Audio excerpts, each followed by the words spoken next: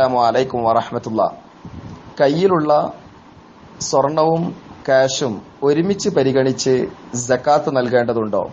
ഉദാഹരണമായി, ഒരാളുടെ കയ്യിൽ 1.5 പവൻ സ്വർണമില്ല, എന്നാൽ 10 പവൻ സ്വർണവും 1,00,000 രൂപയുമുണ്ട്. ഇത് രണ്ടും പരിഗണിച്ച് സക്കാത്ത് നൽകൽ നിർബന്ധമാകുമോ?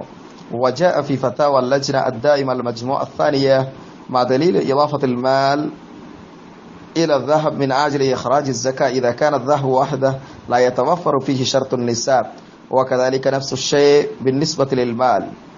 ഇത്തരം സാഹചര്യങ്ങളിൽ സക്കാത്ത് നൽകുമ്പോൾ രണ്ടും കൂടി പരിഗണിക്കേണ്ടതുണ്ട്. അഥവാ സ്വർണവും കാശും കൂടി പരിഗണിക്കുമ്പോൾ സക്കാത്തിന്റെ പരിധി എത്തുമെങ്കിൽ, അഥവാ 1.5 പവൻ സ്വർണത്തിന്റെ മൂല്യം എത്തുമെങ്കിൽ അതിന് രണ്ടിനെയും കൂടി പരിഗണിച്ച് സക്കാത്ത് നൽകേണ്ടതുണ്ടെന്ന് ലജ്നത്തു ദായിമയുടെ ഈ ഫത്വയിൽ നിന്ന് വായിച്ചെടുക്കാവുന്നതാണ്. فأجابت يجب ضم المال سواء كان فضة أو نقد ورقية أو قيمة عروض التجارة إلى الذهب في تكميل النساب. സ്വർണത്തിന്റെ കണക്ക് പൂർത്തീകരിക്കാൻ കച്ചവട ചരക്കുകളോ അല്ലെങ്കിൽ കറൻസിയോ വെള്ളിയോ അതിലേക്ക് ചേർത്തുകൊണ്ട് കണക്ക് പരിഗണിച്ച് സക്കാത്ത് നൽകാവുന്നതാണ്. അങ്ങനെ നൽകൽ നിർബന്ധവുമാണ്. ലിഅന്നഹു ബിമജ്മുഇൽ മാൽ വദ്ദഹബി യക്മിലു നിസാബ്.